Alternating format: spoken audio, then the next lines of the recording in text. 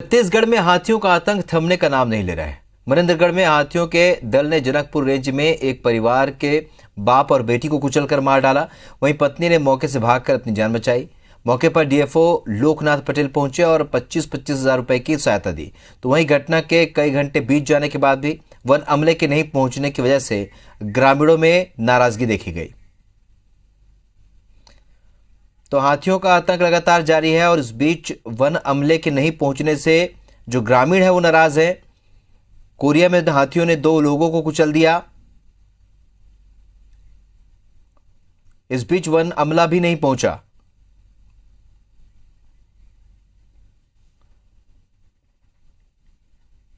तो आपको बता दें कि हाथियों का आतंक लगातार जारी है और इस वक्त घरों को तोड़ रहे हैं, लोगों पर, ग्रामीणों पर हमले कर रहे हैं और हाथियों ने 2 लोगों को कुचला, लेकिन वन विभाग का अमला नहीं पहुंचा, जिससे ग्रामीणों में नाराजगी है।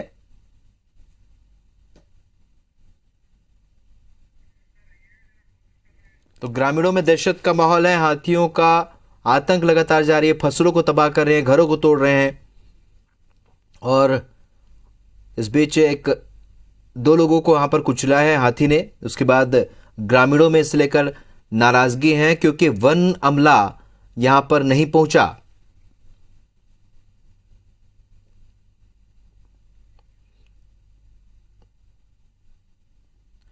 तो आपको बता दें कि कोरिया वो क्षेत्र है जहां पर हाथियों का विचरण लगातार जारी है और जिससे पहले से ही ग्रामीण दहशत में है।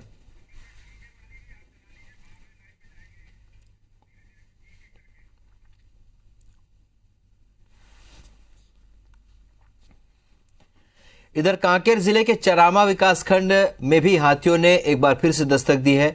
20 से 22 हाथी की संख्या में हाथियों का दल क्षेत्र में विचरण कर रहा है। हाथियों का दल पंडरीपानी गांव के पहाड़ में पहुंचा, जहां पर धान की फसल को नुकसान पहुंचाया। वन विभाग की टीम हाथियों की गतिविधि पर नजर बनाए हुए है। गांव में लोगों को हाथियों से दूर रहने की अपील की गई है।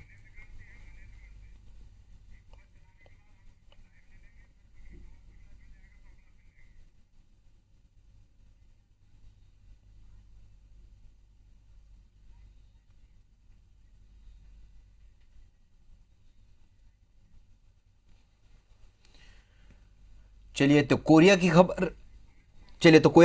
की खबर पर आप जानकारी के लिए हमारे सहयोगी सतीश गुप्ता इस वक्त हमारे साथ जुड़ रहे हैं। सतीश, हम देख रहे हैं क्योंकि हाथियों का उत्पात लगातार जारी है और जिस तरीके से वो अब ग्रामीणों पर हमला करे, सबसे अहम बात यह कि वन अमला नहीं पहुंचने से ग्रामीण नाराज हैं।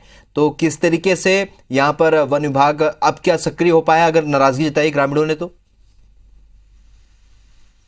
बिल्कुल, देखिए मैं बता दूं कि जिस तरह से ये कोरिया जिले में हाथियों का आतंक देखने को मिला था और कल ही कोरिया जिले का जो जनकपुर रेंज है वहां के बेलगांव इलाके में तो हाथियों के जो है कुचलने से जो है 2 लोगों की मौत हो गई थी, जिसमें 6 साल की बच्ची भी शामिल थी।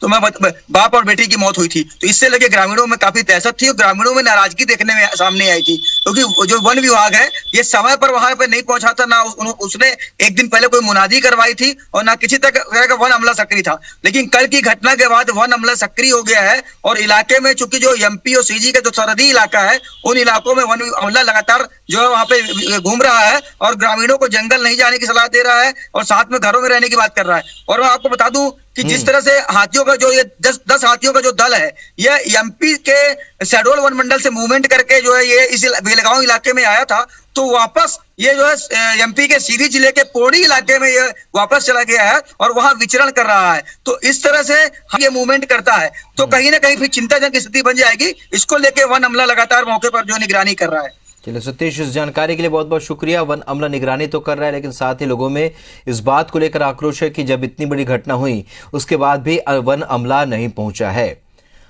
अमित चौबे हमारे सहयोगी इस वक्त कांकेर से हमारे साथ जुड़ रहे हैं। अमित, हम देख रहे हैं कि कांकेर में भी 20 से 22 हाथियों का दल जो है वहां पहुंचा हुआ है। फिलहाल उनकी मूवमेंट क्या है और वन विभाग यहां पर क्या कर रहा है? महीने बाद दोबारा चारामा क्षेत्र में पहुंचा है और ये अभी जो लोकेशन आ रही है वो चारामा के जो पंडरीपानी ग्राम है उसकी पहाड़ियों के पास की लोकेशन आ रही है। जो लगभग 20 से 22 की संख्या में हाथी का दो छोटे बच्चे भी शामिल हैं। मैं आपको बताना चाहूंगा कि ये जेबरा और पंडरी पानी जहाँ पे धान की कटाई नहीं हुई है उस जगह पर इन्होंने अपना डेरा जमाया हुआ है। रात में ये धान की फसल को नुकसान पहुंचा रहे हैं और वापस अपने स्थान पर जहाँ पर पहाड़ी है वहां पर जाकर आराम कर रहे हैं। क्योंकि हाथी जो है रात में ही सफर करते हैं या रात में ही अपने भोजन की तलाश में निकलते हैं, दिन भर ही आराम करते हैं।